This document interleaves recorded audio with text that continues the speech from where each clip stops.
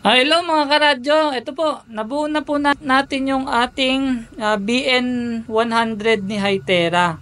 Yung sa unang video natin, yun, yung kung paano siya i-assemble. Ngayon po, naprograman na po natin siya, itong BN100 natin. So, ito na po yung MNC 360, meron na po itong license, so pwede na po siyang magamit. And also, ito pong 788 natin, HM788 na programa na po natin, analog, dalawang analog channel at saka isang digital channel. So, kaya po natin ilagyan ng ganyang mga frequency kasi magte-testing po tayo. Una po nating te-testingin is from analog to POC, vice versa po, POC to analog. Tapos, yung second testing natin, pag nilipat po natin ang digital channel, ito naman pong POC to digital and digital to POC. So, ayan po, testingin na po natin. Umpisahan po natin sa analog. So, ito po. Okay, wait lang po medyo nagpi-feedback kaya ilalayo ko. Pawak na lang natin kay Sir Teji. Ayan. So, Sir Teji, ilayo ka. Okay, testingin natin sige, Sir Teji. Ready check. 1, 2. 1, 2. Ready check.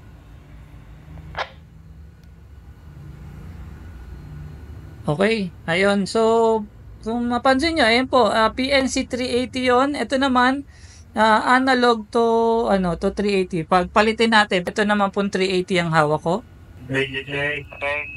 1, 2. Ayan po. So, ito po, ayan. So, kung makita nyo po, nag-connect po silang dalawa. So, medyo may konting feedback kasi malapit po kami. And also, may konting delay kasi POC to.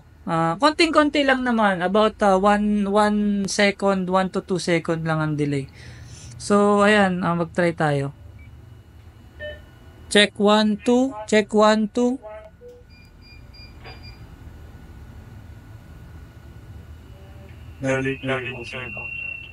Ayan, so mahina pala to. Hininaan pala. So, ayan, kaya Isa pa, sir.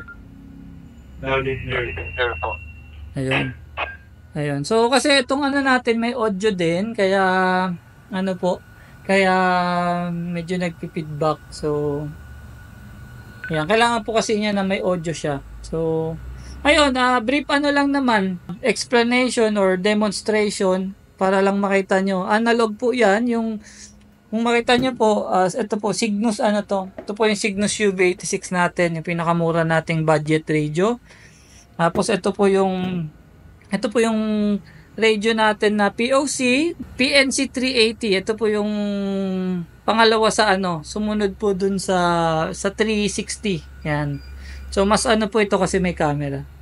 Ayan. So, next naman po, ito try natin. POC naman po to digital radio. So, bago po yan, syempre naka-analog po tayo. Ibig sabihin po ng A1, analog 1. So, lipat po tayo. Lipat ko po sa D1. Yan po dito po nakaprogram tong ating digital. So, channel 1. Testingin natin. Ayan po, kung makita nyo, pag pinipindot ko po, nagko-call 1 siya. Ayan. So, ayan po. Okay, so try po natin. Bigay po ulit natin kay Sir Teji yung yung 380. Sir Teji, sige, 380 testing. Ready check. 1, 2. Ayun. So, may feedback kasi dito sa loob. Lalabas nga ako. Okay, dito lang ako sa labas. Para medyo maingay lang po ng konti Sir Teji, sige, testing. Ready check. 1, 2. Ayun. Ayun. Sige, rin ako. Okay, so ayan. Kung makita nyo kung Sir Teji, oo. Sir Teji pa rin tayo. Ayan, so ito na, 380 naman hawak ko. Sir Teji, go ahead, sige. Testing mo lang. Lakasan natin. Isa pa. Ready check. 1, 2. Ayun, sige. Sir, copy loud and clear. Ayan, Ayun, so lang, kumbaga brief demonstration lang na talagang gumagana siya at effective tong gateway natin. So, ito po, napakaganda. Meron po kayong analog radio or meron po kayong digital radio. Tapos, gusto nyo mag-add ng POC. Yan po. So, by default, hindi po talaga mag-uusap yan. Itong tatlo na to.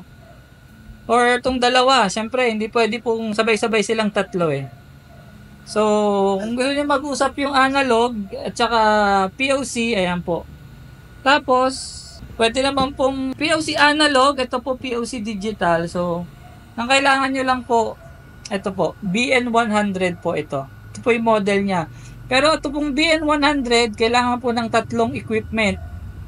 Yung BN100 itself, ito pong pinaka-box niya, pinaka-casing niya, plus power supply na po ito. Yan po yung una. Pangalawa po, syempre, ito po yung digital niya or analog.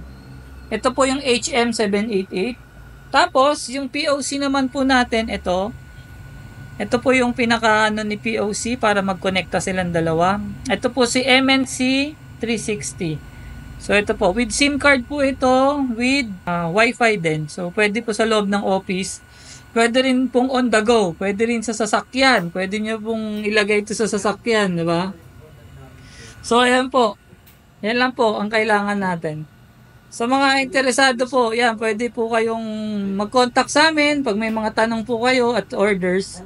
So ito po, ready to deliver na. Actually, meron na pong nag-order sa amin ito, si Sir Robert. So, ayan na po. Tinesting lang namin.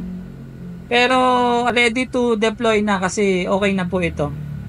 Yun lang po, maraming salamat po. This is Gerald from Gerald Store PH.